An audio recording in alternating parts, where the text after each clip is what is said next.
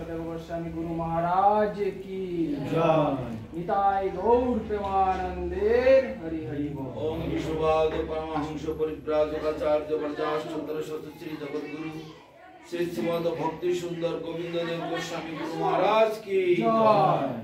श्री श्री गुरु गौरांग गांधार गोविंद सुंदर गिरिधारी गोपाल गोपीनाथ मदन मोहन लक्ष्मी बराहदेव लक्ष्मी नरसिंह देव जीव की जय।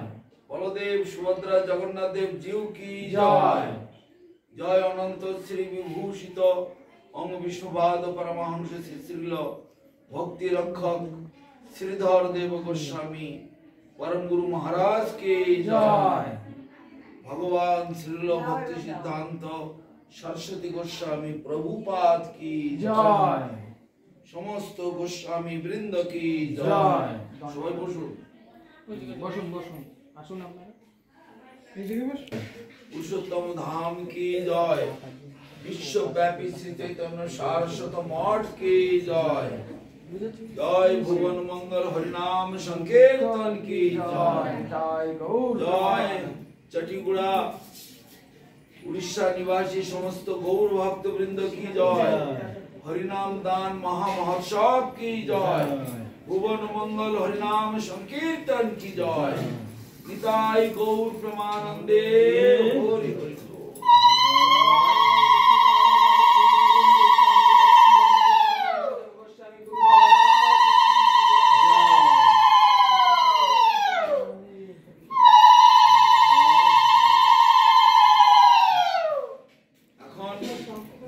আমরা যে কাজে লিপ্ত হয়েছি সবটা গান তোমরা আমরা যে শুভ কাজে অগ্রসর হয়েছি এই কার্যটিকে বলা হয় দীক্ষা।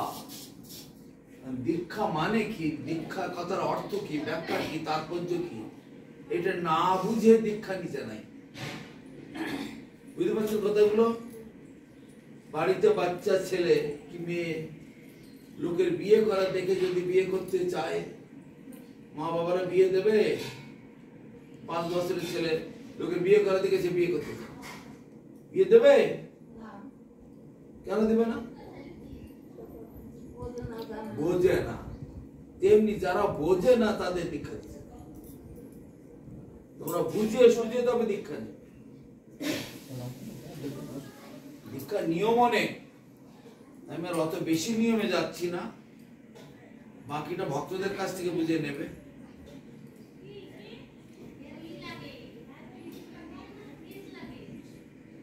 তো এই দীক্ষা কথাটির অর্থ, দীক্ষা কি জিনিস, কেন গ্রহণ করতে হয়, কেন দীক্ষা নেওয়ার প্রয়োজন, এগুলো জানতে হবে।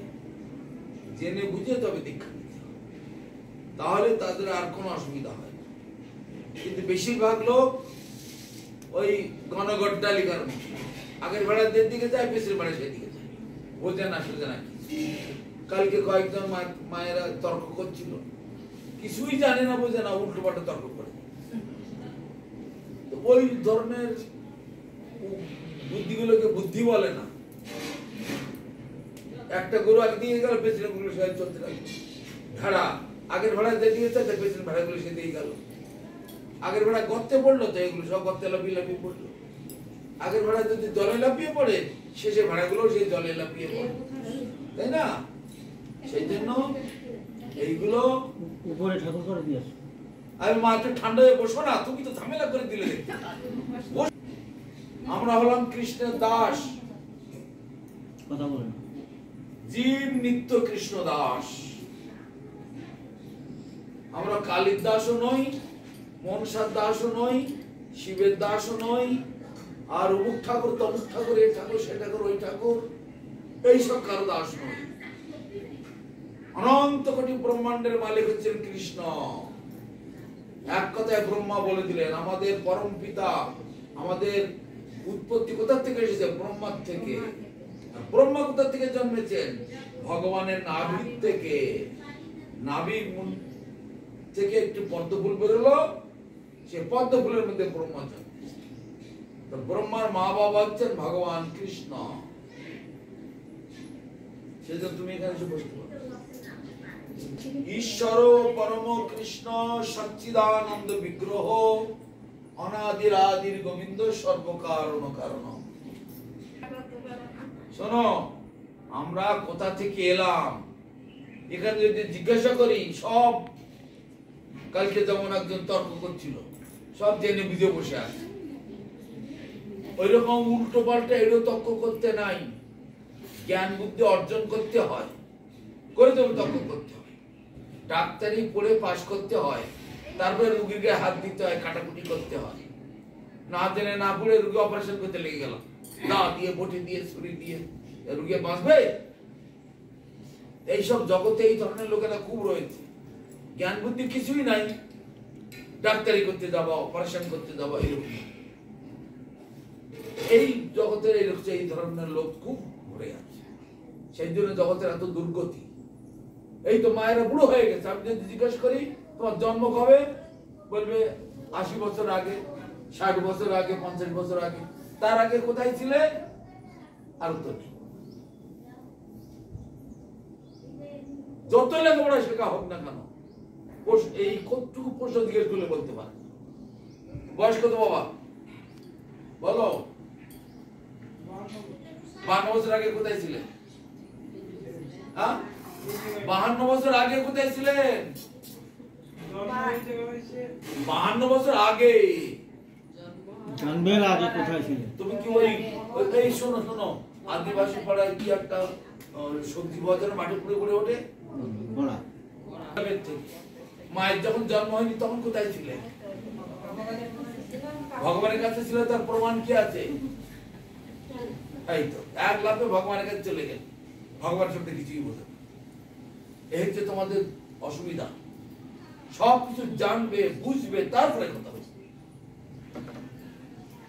সে এক বলে, বর্তমানে আমাদের গুরু মহারাজ বলতেন, ঢাল নেই তরোয়াল নেই, নিধিরাম সত্তা। নিধিরাম সত্তা, তাই না? ওটা কথা আছে, ঢাল তরোয়াল কিছু নেই, নিধিরাম সত্তা। ঢাল তরোয়াল কিছু নেই, খালি গায়ে আমি বিরাট যোদ্ধা। অপর পক্ষে তো ঢাল তরোয়াল নিয়ে দাঁড়িয়ে আছে, বড় বড় রামদা, বড় বড় ত্রিশূল, বড় বড় বল্লম নিয়ে দাঁড়িয়ে আছে। কি করে লড়াই করবে? তোমার কাছে কিছুই নেই, লাঠিও পর্যন্ত নেই। তাহলে এইসব লাঠি, ঢাল, ছড়কি, তরোয়াল এসব জোগাড় করতে হয়, করে তারপরে লড়াই করতে হয়। তার মানে শাস্ত্রের জ্ঞান অর্জন করতে হয়, সাধু সঙ্গ করতে হয়, তারপরে আমাকে লড়াই করতে যেতে হয়। আমার কিছুই নেই, লড়াই করতে যাচ্ছে। সেই জন্য বক্তব্য হচ্ছে, আগে নিজের পরিচয়টা জানতে হবে, আমি কোথা থেকে এলাম। কেউ বলতে পারলো না, বললে মায়ের গর্ভে। তা মা যখন আসেনি তখন কোথায় ছিলাম? এই তো সব মায়ের দল বসে আছে, মায়ের গর্ভ থেকে তো সবাই জন্মেছে। ও গরু, ছাগল, কুকুর, বিড়াল, বাঘ, ভাল্লুক, হাতি করে সব শাক সবজি, পোকা মাকড়, কীট পতঙ্গ যাচ্ছে, সব তো মায়ের, মা বাবা ছাড়া জন্মই তো হয়, মা বাবা থেকেই তো এসেছে। তার আগে কোথায় ছিলাম? কোন উত্তর। তাহলে জ্ঞান বুদ্ধি কোথায়? আগে নিজেকে জানতে হবে আমি কোথায় ছিলাম, সেই কথা এখানে বলা হচ্ছে। এই হচ্ছে বৃন্দাবন ধাম। কিভাবে আমরা এখানে কি লেখা? সৃষ্টি লীলা। কেউ পড়তে জানো? হিন্দি সৃষ্টি লীলা। এখানে হচ্ছে গোলক বৃন্দাবন, এখানে হচ্ছে মথুরা, এখানে হচ্ছে দ্বারকাপুরী, এখানে হচ্ছে অযোধ্যা, এখানে হচ্ছে বৈকুণ্ঠ ধাম, এটা হচ্ছে সিদ্ধলোক, এই শিবলোক, এখানে হচ্ছে সিদ্ধলোক, তারপরে এটা হচ্ছে বিরজা। এই বিরজা হচ্ছে কারণ সমুদ্র। এই বিরজাতে ভগবান কারণান্বসাই বিষ্ণু এখানে শুয়ে আছে। আমার দিকে না, এইদিকে দেখো, এইদিকে কারণান্বসাই বিষ্ণু, বিষ্ণু তিনটে শাখা। কারণান্বসাই বিষ্ণু, এখানে আছে আর এক বিষ্ণু। গর্ভদোষাই বিষ্ণু, এখানে আছে আর এক বিষ্ণু। ক্ষীরোদোষাই বিষ্ণু। এই কারণান্বসাই বিষ্ণু কারণ সমুদ্রে শুয়ে আছেন। গর্ভদোষাই বিষ্ণু এই ব্রহ্মাণ্ডের গর্ভে আছে।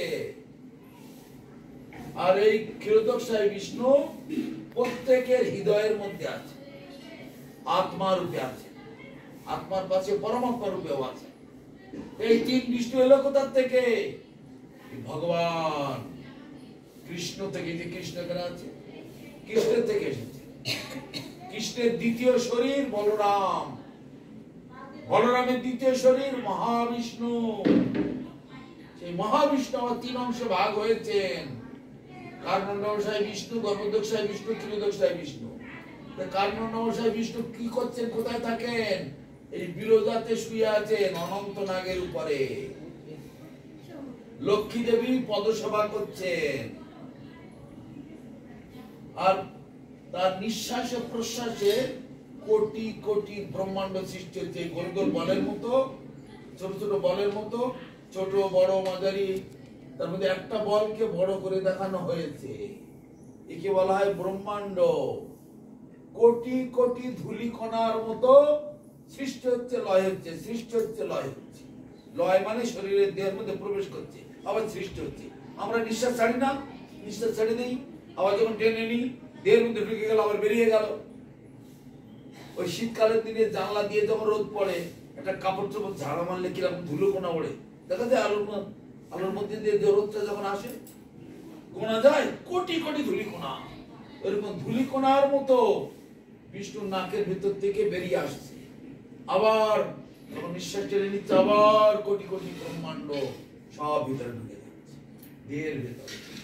তাহলে এর মধ্যে তিন বিষ্ণুর মধ্যে এখানে আছে গর্ভদক্ষায় বিষ্ণু বললাম, তার নাভির থেকে একটি পদ্মফুল বেরিয়েছে। সে পদ্মফুলের মধ্যে এই যে ব্রহ্মা কি হয়েছে। তার আগে কি বললাম, ভগবানের থেকে নাভি, ভগবানের থেকে পদ্মফুল, নাভির থেকে পদ্মফুল বেরটা বেরিয়েছে। এই ভগবানই তিন অংশে বিভক্ত হয়েছে। সেই জন্য ভগবান বিষ্ণু যা, কৃষ্ণ তাই, নারায়ণ তাই। তাই সে ভগবান বিষ্ণু, সেদিন এরা সব বিষ্ণু তত্ত্ব, এরা সব ভগবান। এদের সকলের চরণে তুলসী দেওয়া যাবে। বিষ্ণু পূজা করলে কৃষ্ণকে পূজা করা হয়, কিন্তু বিষ্ণুর দিকে পড়ে থাকলে আবার কৃষ্ণকে ভুলে গেলে হবে না। গাছের গোড়া হচ্ছেন কৃষ্ণ, এই বিষ্ণু কৃষ্ণ সব ডাল। ডালে জল দিলে গাছের গোড়ায় যায় না, পাতায় জল দিলে গাছের গোড়ায় যায় না। জগতে ধর্মের নামেতে হাজার হাজার সম্প্রদায় তৈরি হয়েছে, সব মহামূর্খের দল। এইসব গুলো জানে না, এরা শাস্ত্র পড়ে না, এরা গ্রন্থ অধ্যয়ন করে না।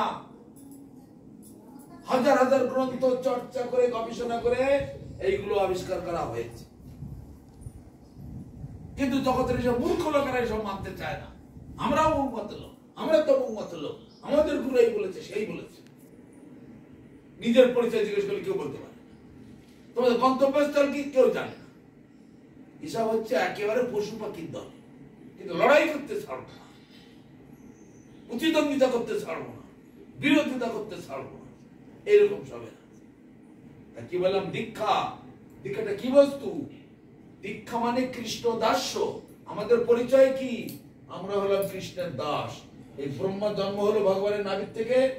ব্রহ্মা আবার দুই অংশে বিভক্ত হলেন, স্ত্রী আর পুরুষ। স্ত্রী আর পুরুষ রূপে দুই অংশে বিভক্ত হলে ভগবান বলছে তুমি সৃষ্টি করো। স্ত্রী পুরুষ না হলে সৃষ্টি হবে না। সৃষ্টি করতে শুরু করলেন, প্রথমে মুনি ঋষিদের সৃষ্টি করলেন।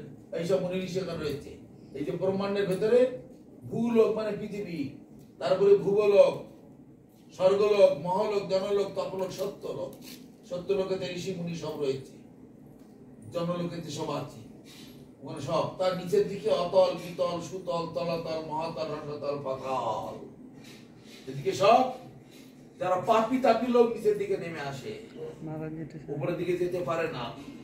যারা পুণ্য করবে তারা আস্তে আস্তে উপরে উঠবে। ফুলের সাহায্যে দেখানো হচ্ছে এসব উপরের দিকে উঠছে সব।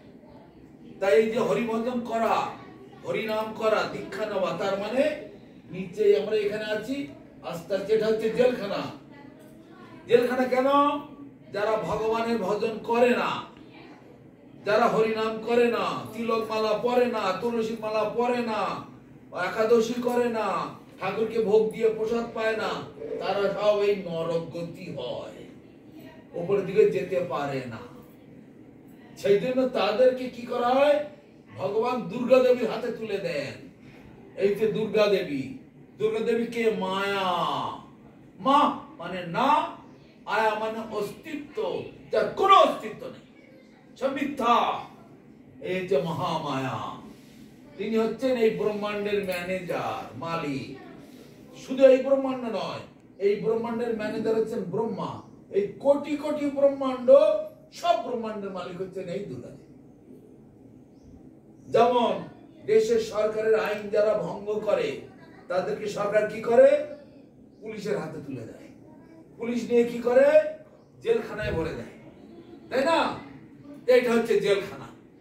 এর কারো স্বাধীনতা নেই। তোমার মা 80 বছর বয়স হয়েছে, বলো? তুমি এখন ওই 12-13 বছরের মেয়ে হতে পারবে? পারবে? হ্যাঁ না, কিছুই কথা বলতে বোবা নাকি তুমি? আশেপাশের লোকেরা শুনে না নাকি? তারা তো সাহায্য করতে পারে, সব একদল।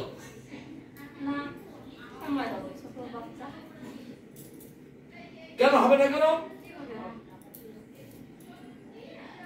তারপরে তুমি যদি এক্ষুনি মরে যাও, মরতে পারবে? আমি একটা পুরুষ মানুষ হব, পারবে? কোন স্বাধীনতা এখানে নাই। অ্যাক্সিডেন্ট হয়েছে, তোমার হাত একটা কেটে গেল, হাতটা আবার তৈরি করে নেবে, পারবে? তোমার ছেলেটা মারা গেল, বাঁচিয়ে নিতে পারবে? তোমার ক্যান্সার হয়েছে, ইচ্ছা করলাম সারিয়ে দিলাম, পারবে? হবে না। এখানে কোনো স্বাধীনতা চলে না। জেলখানার ভেতরে যদি বলে আমি জামাই ষষ্ঠীর পিঠে খেতে যাব, ভালো ভালো খেতে যাবো, শ্বশুর বাড়ি যাবো, হবে? জেলখানার ভেতরে হবে না। তোমার শাস্তি আগে শেষ হোক, তোমার কর্মফল আগে পূর্ণ হোক। শাস্তি পুড়িয়ে গেলে তারপরে ছুটি হলে বাড়ি যাবে, তারপর শ্বশুর বাড়ি যাবে, মেয়ের বাড়ি যাবে, জামার বাড়ি যাবে, যেখানে যাবে। যদি বলো জেলখানার ভেতরে আমি অমুক খাবো তমুক খাবো, পাবে? পাবে না, দেবে না। কেন? কেন দেবে না? এটা জেলখানা, তুমি অপরাধ করেছো, তোমার ইচ্ছা এখানে চলবে না, পুলিশের ইচ্ছা। জেলখানা যে ইচ্ছা, তার ইচ্ছাই তোমাকে চলতে হবে। জেলখানার মালিক হচ্ছে এই দুর্গা দেবী, তোমাদের কোনো ইচ্ছা চলবে না। মা আয়া মানে কি? মা মানে না, আয়া মানে অস্তিত্ব। যা দেখছো সব মিশে। এই বাড়িঘর যে কোনো দিন চলে যাবে। বাড়িতে দেখেন ভূমিকম্প হয়, বাড়ি থাকবে? বাড়ি তলে চলে গেল। ওই আয়লার সময় কত বাড়ি চলে গেল, সুনামির সময় কত বাড়ি চলে গেল। উড়িষ্যায় কি বলে সুপার সাইক্লোন হলো, পুরীতে একেবারে হাজার হাজার বাড়ি ঘর সব শেষ, কত মানুষ মরে গেল। নিজের কোনো স্বাধীনতা এখানে চলবে না। তেমনি দুর্গা দেবীর কাছে যখন দেয় পাপী লোকদের, দুর্গা দেবী সেইভাবে সকলকে শাস্তি দেয়। এটা শ্লোক আছে ব্রহ্ম সংহিতায়, সৃষ্টি স্থিতি প্রলয় সাধন শক্তি রেখা ছায়বজস্য ভুবনানি বিবর্তি দুর্গা ইচ্ছানুরূপমপি যস্য চেষ্টতে সা গোবিন্দমাদি পুরুষং তমং ভজামি। এই সৃষ্টি স্থিতি লয় প্রলয় মহাপ্রলয় ধ্বংস সব কিছু সব এই দুর্গা দেবীর দ্বারা তৈরি হয়। এই দুর্গা দেবীকে ভগবানের ছায়া শক্তি। তুমি এখানে বসে আছো, তোমার এখানে আলো জ্বলছে, তোমার ছায়াটা কোন দিকে পড়বে? তোমার পেছন দিকে পড়বে, যেদিকে আলো তার উল্টো দিকে পড়বে। তুমি হাত পা নাড়ছো, তোমার ছায়াটাও হাত পা নাড়বে। তুমি উঠে দাঁড়ালে ছায়াটা উঠে দাঁড়াবে, তুমি হাঁটছো ছায়াও হাঁটবে, তাই কি না? কিন্তু তুমি খিদে পেয়েছে, তুমি ভাত খাওয়ার চাচ্ছ, ওটা খেতে দাও, আমি তোমাকে দিলাম না, থালাই করে নিয়ে তোমার ছায়া খেতে, ছায়া খেতে পারে? এই দুর্গা দেবী হচ্ছে কৃষ্ণের ছায়া, তাই জন্য কি বলা হয় মায়া। মা মানে না, আয়া মানে অস্তিত্ব, যার কোনো অস্তিত্ব নাই, সেই জন্য মায়ার সংসার। এর যা দেখতো ছেলে মেয়ে মা বাবা ভাই বন্ধু, তোমার স্বামী শাশুড় শ্বশুরি শ্বশুর যা বলছো সব মিথ্যা। এরা সব যাত্রার মতো অভিনয় করছে। যার যখন পালা শেষ হয়ে গেল, সে তখন স্টেজ থেকে নেমে গেল, রং টং মুছে লুঙ্গি পরে প্যান্ট পরে হাঁটতে লাগলো। এই কি তুই যে অভিনয় করছিস, আমার পালা শেষ, বুঝেছো কথাটা? যার যখন পালা শেষ হয়ে যাবে আর এখানে থাকবে না। রাজার পাঠ করে তাই না? বাড়ি এসে এই যে চারজন মায়েরা বসে আছে, সিঁদুর গুলো শাঁখের গুলো গেল কোথায়? হ্যাঁ, সিঁদুরটা সবার আগে। তিলক করতে বলেও ভালো লাগে, সিঁদুরটা আগে। ও সিঁদুর তো দুদিনের সিঁদুর। কিসের সিঁদুর? দুদিন পরে ছপড়িয়ে গেল। কিন্তু আমরা যে সিঁদুর পরেছি, এই সিঁদুর কোনো দিন মুছবে না, কোনো জন্মে, কোনো কল্পে, কোনো অবতারে মুছবে না, অনন্তকাল এই সিঁদুর থাকবে। মরে গেল ভালো করে স্নান করিয়ে, গা মুছে ভালো নতুন কাপড় পরিয়ে, এরকম তিলক করে, তারপরে গলায় তুলসীর মালা টালা সব পরিয়ে একদম সুন্দর করে সাজিয়ে গুছিয়ে বসিয়ে আমাদেরকে শ্মশানে নিয়ে যায়। নিয়ে সেখানে গিয়ে অথবা এরকম বসিয়ে ওই শ্মশানে দেওয়া হয়, বসিয়ে দণ্ডবোধ করা অবস্থায়। আর যদি সমাধি দেওয়া এরকম বসিয়ে, এসব নিয়ম। শ্মশানের লোক দেয়, শুয়ে দিতে নাই, দণ্ডবোধ করা অবস্থায় দিতে হবে। ছেলেরা ষষ্ঠকোণ দণ্ডবোধ করবে, মায়েরা পঞ্চাঙ্গ দণ্ডবোধ করবে। তাহলে ওই সিঁদুর আর চলবে না, ও দুদিন পরে ফিরিয়ে যাবে। এই যে মায়েরা তার সাক্ষী। আসল সিঁদুর হচ্ছে এইটা। এই সিঁদুর আগে পড়বে, তারপরে লাল সিঁদুরটা পড়বে। বুঝলে কথাটা? কেননা জগৎপতি তিনি হচ্ছেন কৃষ্ণ, আর এই পতি মায়ার পতি। দুদিন ফিরে গেল।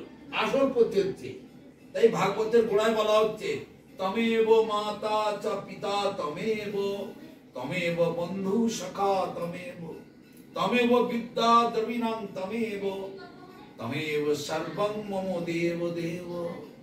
তুমি মাতা, তুমি পিতা, তুমি পতি, তুমি ভাই, তুমি বন্ধু, তুমি জল, তুমি আলো, তুমি বাতাস, তুমি আকাশ, তুমি মাটি, তুমি সব। তুমি আমার ইহকাল পরকাল সবকিছু।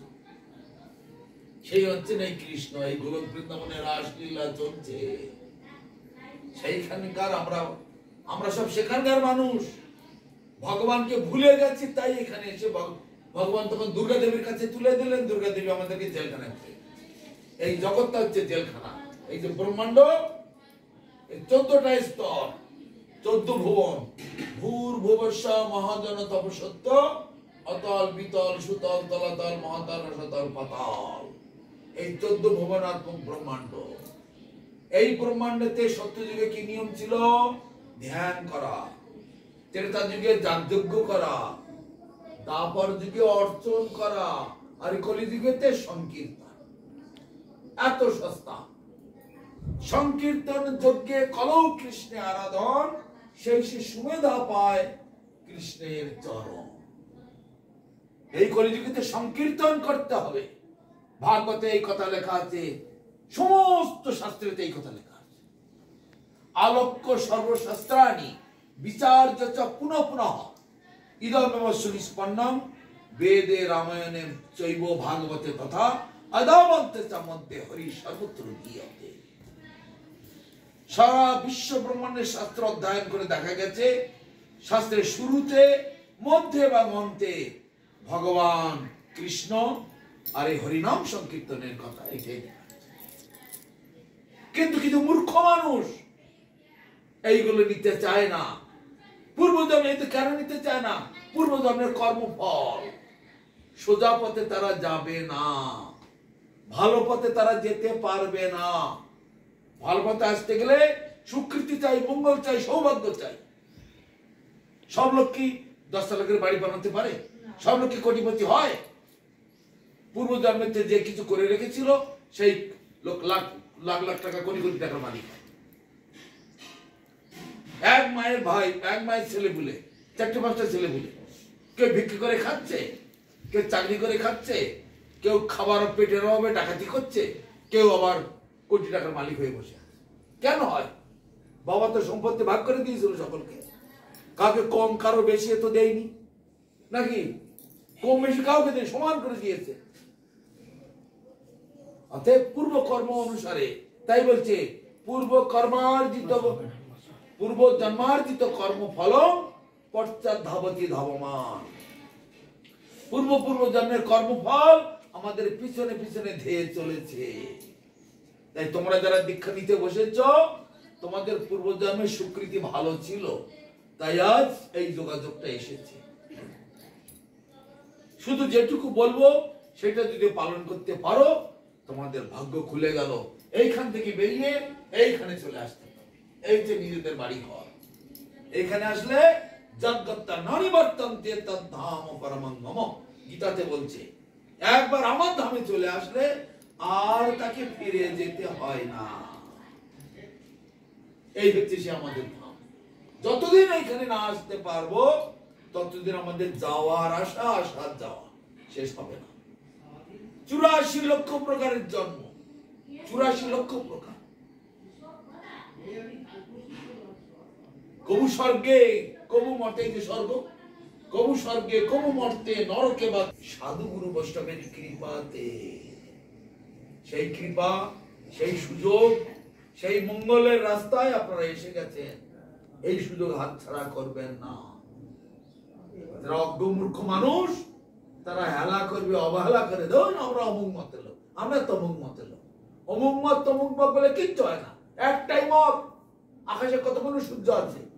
হ্যাঁ, একটাই সূর্য। তেমনি আমাদের একজনই ভগবান। তিনি সত্য যুগেতে বিষ্ণু হয়ে জন্মেছেন, ত্রেতা যুগেতে রাম হয়ে জন্মেছেন, দ্বাপর যুগেতে কৃষ্ণ হয়ে জন্মেছেন, কলি যুগেতে গৌরাঙ্গ হয়েছে, গৌরাঙ্গ মহাপ্রভু। তাই গৌরাঙ্গ মহাপ্রভু মানে বৃন্দাবনে যিনি রাধা কৃষ্ণ, ব্রজেন্দ্র নন্দন যেই শচীসুত হইল, সেই বলরাম হইল নিতাই। মানে ব্রজেন্দ্র নন্দন কৃষ্ণ, তিনি কলিযুগেতে এসে গৌরাঙ্গ মহাপ্রভু হয়েছেন, রাধা কৃষ্ণ দুজনে মিলে। আর বলরাম নিতাই হয়েছে। এই নিতাই আর গৌর, কালকে এত লোককে বললাম গৌর নিতাইকে এত জানি না, পঞ্চতত্ত্বকে জানি না। তাহলে বাঙালির লোক তোমরা, বাংলায় জন্ম, মহাপ্রভুর দেশে, মহাপ্রভুর দেশে তোমরা জন্মেছ, মহাপ্রভুকে চিনলে না, কি দুর্ভাগা।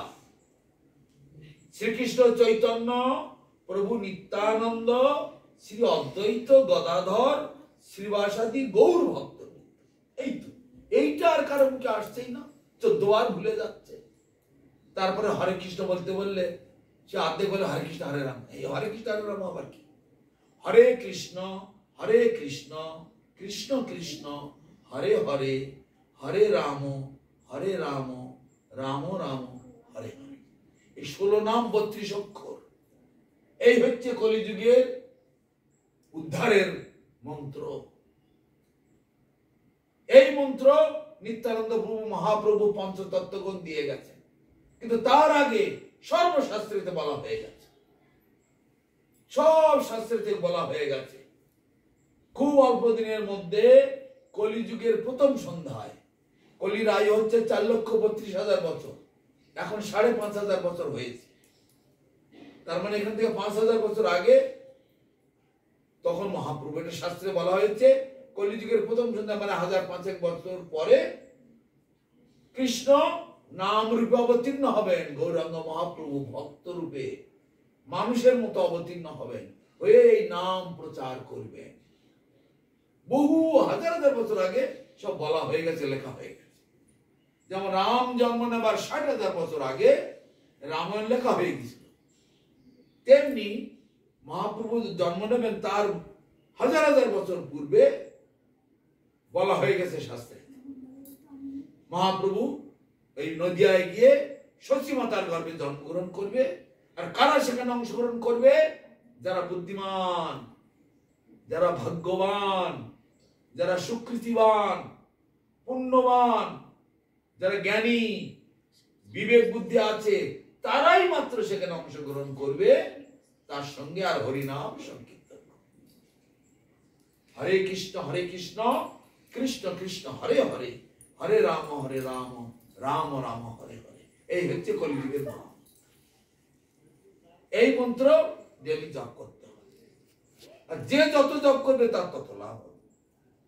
আমি এই মন্ত্র কিভাবে আসে, কৃষ্ণ প্রথমে এই মন্ত্র দিয়েছিলেন ব্রহ্মাকে, ব্রহ্মা দিয়েছিলেন নারদকে, নারদ দিয়েছিলেন ব্যাসদেবকে, ব্যাসদেব দিয়েছিলেন মধ্যাচার্যকে, মধ্যাচার্য জয় কীর্তন নিরহরি শ্রীহরি পদ্মনাভ লক্ষ্মীপতি মাধবেন্দ্রপুরী ঈশ্বরপুরী করতে করতে করতে করতে করতে করতে সরগোস্বামী, সেখান থেকে জগন্নাথ দাস বাবাজি, ওই দাও, সেখান থেকে এই জগন্নাথ দাস বাবাজির কাছে এলো, সেখান থেকে ভক্তিবিনোদ ঠাকুরের কাছে এলো, সেখান থেকে গৌরকিশোর দাস বাবাজির কাছে এলো, সেখান থেকে ভক্তি সিদ্ধান্ত সরস্বতী ঠাকুরের কাছে এলো, সেখান থেকে ভক্তি রক্ষক সিদ্ধার্থ দেব গোস্বামী মহারাজের কাছে এলো, সেখান থেকে ভক্তি সুন্দর গোবিন্দ দেব গোস্বামী মহারাজের কাছে এলো, সেখান থেকে আমার কাছে এসেছে। আমার নাম হচ্ছে ভক্তি আমার পরমহংস দেব গোস্বামী মহারাজ। এই হচ্ছে পরম্পরা, এইভাবে চাষ। তাই শাস্ত্রীতে ভগবান বলছেন এবং পরম্পরা প্রাপ্ত বিমাং রাজর্ষয় বিদু। হে অর্জুন, এইভাবে গুরু শিষ্য পরম্পরা ক্রমে এই জগতে জ্ঞান নেমে এসেছে। ধাপে ধাপে উঠতে হবে।